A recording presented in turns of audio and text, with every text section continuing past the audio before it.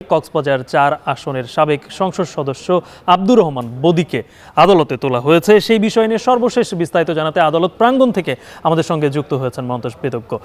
মন্তোষ, বদিকে কোন মামলায় আদালতে তোলা হলো এবং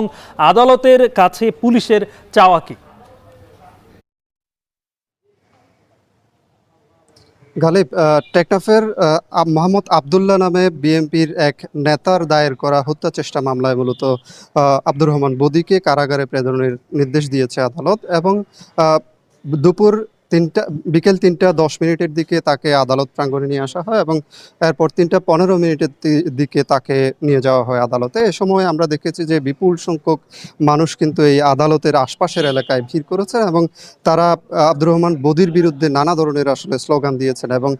তাকে ইয়াবা গডফাদার হিসেবে আখ্যায়িত করে আসলে স্লোগান দিয়েছেন এবং তারা তাদের শাস্তির জন্য কিন্তু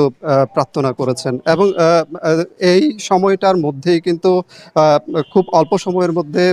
আদালতের যে কার্যক্রম সেটি শেষ হয়েছে এবং আদালত তাকে একটি মামলায় এই হত্যা চেষ্টার মামলাটিতে সিডব্লিউ মূলে কারাগারে প্রেরণের নির্দেশ দিয়েছেন। এখন পর্যন্ত পুলিশের সাথে আমরা কথা বলেছি, পুলিশের পক্ষ থেকে তার 5 দিনের রিমান্ড আবেদন করা হয়েছে এবং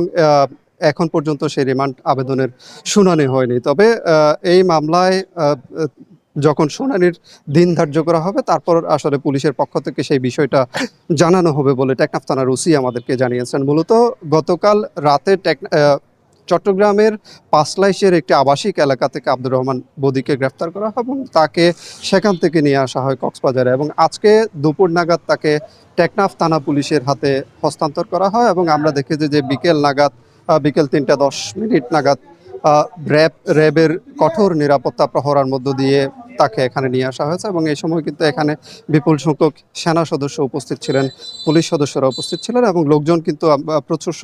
প্রচুর কিন্তু লোকজনও এখানে উপস্থিত ছিলেন এবং তারা বদির যে কৃতকর্ম সেটির শাস্তি আসলে দাবি করেছেন এবং গত 5ই আগস্ট যখন আওয়ামী লীগ সরকারের পতন হয় এরপর থেকেই মূলত বদি আত্মগোপনে চলে যান। তখন নানাভাবে চেষ্টা করেও কিন্তু তার খোঁজখবর পায়নি আইনশৃঙ্খলা বাহিনী এবং এরপর থেকে ওই দিনের যে ঘটনা ওই দিন বিভিন্ন জায়গায় তার নেতৃত্বে হামলা হয়েছে, গোলাগুলি হয়েছে, এই ধরনের অভিযোগ তুলে কিন্তু মূলত টেকনাফের বিএনপি নেতা এই মামলাটি দায়ের করেছিলেন এবং তাকে হত্যা চেষ্টার অভিযোগে যে মামলাটি হয়েছে সেই মামলায় কিন্তু তাকে গ্রেফতার করা হয়েছিল এবং একটা সময় কিন্তু ব্যাপক প্রবল প্রতাপের মধ্য দিয়ে কিন্তু তিনি টেকনাফ শাসন করেছেন।